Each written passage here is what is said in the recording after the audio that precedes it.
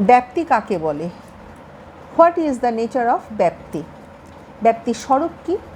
সমব্যাপ্তি এবং বিষম ব্যাপ্তি নিয়ে আজকে আলোচনা করব।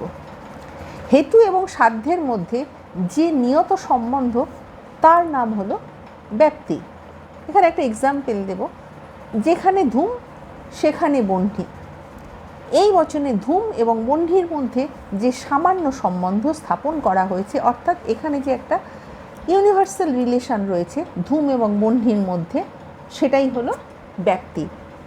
ধূম এবং বহ্নির মধ্যে যে ইউনিভার্সাল রিলেশন সেটাই হলো ব্যাপ্তি। এই ব্যাপ্তি অনুমানের ভিত্তি বা অনুমান পদ্ধতির মেরুদণ্ড স্বরূপ। অনুমান দুটি শর্তের উপর নির্ভর করছে। একটা হলো হেতু ধূম, আর পক্ষ পর্বত। পর্বত ভণ্যিমান ধূমাৎ, এখানে পক্ষ পক্ষতে সেখানে বলা হচ্ছে যে পর্বত। আর অবস্থিতি সম্পর্কে জ্ঞান, এবং সেটা বোঝা যাচ্ছে যে দুটো শর্তের উপর নির্ভর করছে। একটা হচ্ছে হেতু আর আরেকটা হচ্ছে পক্ষ। তাহলে এখানে অবস্থিতি সম্বন্ধে জ্ঞান হচ্ছে।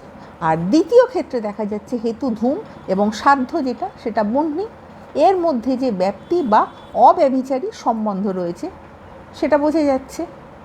হেতু এবং সাধ্যের মধ্যে এই অব্যভিচারী সম্বন্ধ বর্তমান থাকলে আমরা পর্বত বহ্নিমান এই সিদ্ধান্ত আমরা প্রমাণ করতে পারি। তাই হেতু সাধ্যের মধ্যে একটা সম্পর্ক থাকলে আমরা তখন বলবো যে পর্বত বহ্নিমান।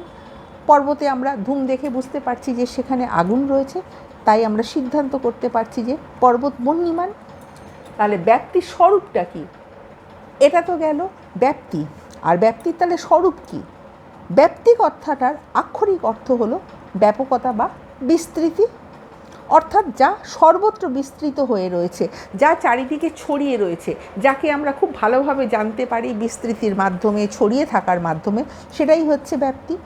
অর্থাৎ যা সর্বত্র বিস্তৃত হয়ে রয়েছে বা ছড়িয়ে রয়েছে সেটাই, যা সর্বত্র পরিব্যাপকক্ষম তাকেই বলা হচ্ছে ব্যাপ্তি। আবার ফের যদি আরেকটু অন্যভাবে বলা যায় তাহলে বলা যাবে যে একটা বিষয় আর একটা বিষয় ব্যাপ্ত। এর অর্থ হলো যে একটা বিষয় আর একটা বিষয়কে নিয়ত অনুগমন করে, বা তাতে উপস্থিত থাকছে, একটা আরেকটাকে অনুগমন করছে, বা একটার মধ্যে আরেকটা উপস্থিত রয়েছে।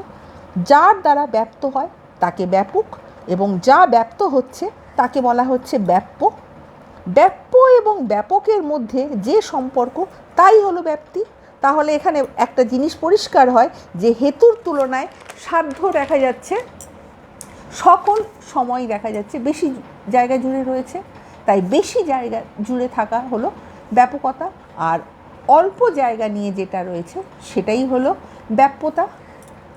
তাই হেতু ব্যাপ্য এবং সাধ্য হলো ব্যাপক। ধূম হলো ব্যাপ্য এবং বহ্নি হলো ব্যাপক। বহ্নি ব্যাপক যেহেতু বহ্নি নিয়ত ধূমকে অনুগমন করছে। যেখানে ধূম সেখানে বহ্নি থাকবেই। আমরা এমনি এমনি কখনো ধূমটা দেখতে পারি না, বহ্নি থাকলেই তবে তো সেখানে আমরা ধূম দেখতে পাচ্ছি। তাই ধূম হলো এখানে ব্যাপ্য, যেহেতু ধূম নিয়ত বহ্নিকে অনুগমন করে না। যেখানে বহ্নি সেখানে ধূম অবশ্যই বর্তমান, এ কথা বলা চলে না। যেমন এখানে একটা পরিষ্কার এক্সাম্পল দিলে বোঝা যাবে। আগুনে পুড়ে টকটকে লাল যে লৌহখণ্ড যেটা আমরা কামারশালায় দেখে থাকি, তার মধ্যে ধূম নেই, কাজেই ধূম অগ্নিতে ব্যাপ্ত, কিন্তু অগ্নি ধূমে ব্যাপ্ত নয়। তাই এখানে বোঝা যাচ্ছে অগ্নি রয়েছে অথচ ধূম নেই। কিন্তু পর্বতের ক্ষেত্রে দেখা যাচ্ছে পর্বত বহ্নিমান ধূমা, পর্বতের ক্ষেত্রে ধোঁয়া দেখা যাচ্ছে। কিন্তু আমরা যখন কামারশালায় আমরা যখন যে লোহাটা দেখি সেখানে কিন্তু আমরা ধোঁয়া দেখতে পাচ্ছি না। তাই এখানে বলা হচ্ছে যে আগুনের ব্যাপকতাটা অনেক বেশি। আর ব্যাপ্তি হলো দুই প্রকার, একটা হলো সমব্যাপ্তি আর আরেকটা হলো বিষমব্যাপ্তি। প্রথমে আমি বলবো সমব্যাপ্তি।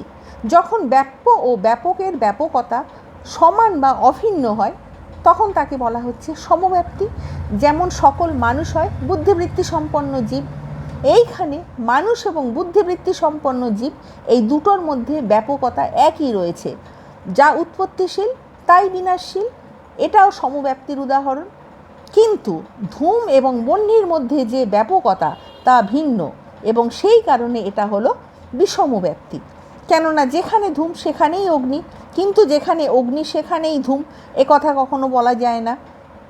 কার্য ও কারণ, দ্রব্য ও গুণের মধ্যে ব্যাপ্তি, তা হলো সমব্যাপ্তি। কিন্তু মানুষ ও মরণশীল জীবের মধ্যে যে ব্যাপ্তি, তা হলো অসমব্যাপ্তি হয়ে রয়েছে। এখানে ব্যাপ্তি ছাড়া কখনো অনুমান হয় না। সেই কারণে ন্যায়ের একটা বচনকে সার্বিক বা সামান্য হতেই হবে। ব্যাপ্তি সম্বন্ধ সাধারণত সাহচর্য বা সহ অবস্থান নির্দেশ করে, যেটাকে ইংলিশে বলা হচ্ছে কোএক্সিস্টেন্স, অর্থাৎ সাহচর্য সম্বন্ধ। যেমন যেখানে ধূমের অস্তিত্ব সেখানেই বহ্নির অস্তিত্ব, তবে যে কোনো সহ অবস্থান সম্বন্ধ ব্যাপ্তি নির্দেশ করে না। যেমন যদিও ভল্লুক ও শ্বেত বর্ণের সহ অবস্থান অনেক ক্ষেত্রেই প্রত্যক্ষ করা হয়, তবু তাদের মধ্যে কোনো ব্যাপ্তি সম্পর্ক নেই, যেহেতু ভল্লুক ছাড়াও অন্য বস্তুতে শ্বেত বর্ণ প্রত্যক্ষ করা যেতে পারে। বস্তুত এইরূপ ক্ষেত্রে সহ অবস্থানের বিষয়টা অন্য শর্ত বা উপাধির উপর নির্ভর করে। আমার ভিডিও তোমাদের ভালো লাগলে লাইক, কমেন্ট, শেয়ার এবং সাবস্ক্রাইব করতে ভুলো না। নেক্সট টাইম আমি আরও একটা নতুন ভিডিও নিয়ে তোমাদের সামনে উপস্থিত হব।